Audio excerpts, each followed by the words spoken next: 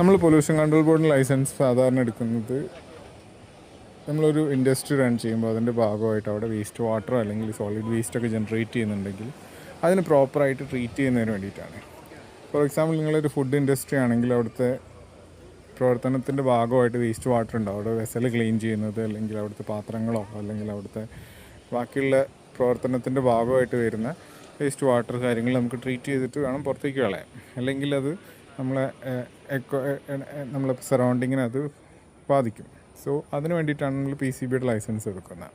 അതിന് പുറമെ അവിടുത്തെ സോളിഡ് വേസ്റ്റ് പ്രവർത്തനത്തിൻ്റെ ഭാഗമായിട്ട് നമ്മളെ ഫുഡ് വേസ്റ്റ് ഉണ്ടാവുക അല്ലെങ്കിൽ പ്ലാസ്റ്റിക് അല്ലെങ്കിൽ നമ്മളെ പേപ്പേഴ്സ് അങ്ങനത്തെ സാധനങ്ങളൊക്കെ നമുക്ക് ട്രീറ്റ് ചെയ്തിട്ട് നല്ല രീതിയിലൊരു ഇൻഡസ്ട്രി ആയിട്ട് റൺ ചെയ്യണമെന്ന് അതിന് വേണ്ടിയിട്ടാണ് നമ്മൾ PCBയുടെ ലൈസൻസ് എടുക്കുന്നത്. സിമ്പിൾ പ്രോസസ്സാണ്, നമുക്ക് എല്ലാം ഓൺലൈനായിട്ട് അപ്ലൈ ചെയ്യാൻ പറ്റും.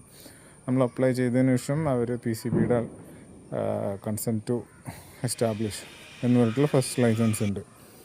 എന്നിട്ട് നമ്മൾ ഓൺലൈൻ അപ്ലൈ ചെയ്തതിന് ശേഷം ഞങ്ങൾ ഡീറ്റെയിൽസ് കൊടുക്കും.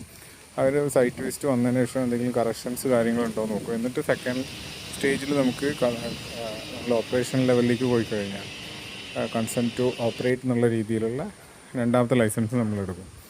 അപ്പോൾ ആ ഒരു പ്രോസസ്സാണ് വരുന്നത്. നമ്മൾ ഡിഫറെൻറ്റ് ഇൻഡസ്ട്രിക്ക് ചെറിയ മാറ്റങ്ങൾ വരുന്നുണ്ട്. അപ്പോൾ അത് കൂടുതൽ അറിയുന്നതിന് ഞങ്ങൾ ഈ നമ്പറിൽ കോൺടാക്റ്റ് ചെയ്യാം. നമ്മളെ ടെക്നിക്കൽ എക്സ്പേർട്സ് നിങ്ങളെ ഹെൽപ്പ് ചെയ്യും. ഓൾ സൗത്ത് ഇന്ത്യ നമ്മൾ പ്രൊജക്ട്സ് ചെയ്യുന്നുണ്ട്. ഈ നമ്പറിൽ വാട്സപ്പിൽ ഒരു ഹായ് അടിച്ചിട്ട് PCB എന്ന് മെസ്സേജ് ചെയ്ത് കഴിഞ്ഞാൽ ഞങ്ങൾ ഡീറ്റെയിൽസ് അയച്ചു തരാം.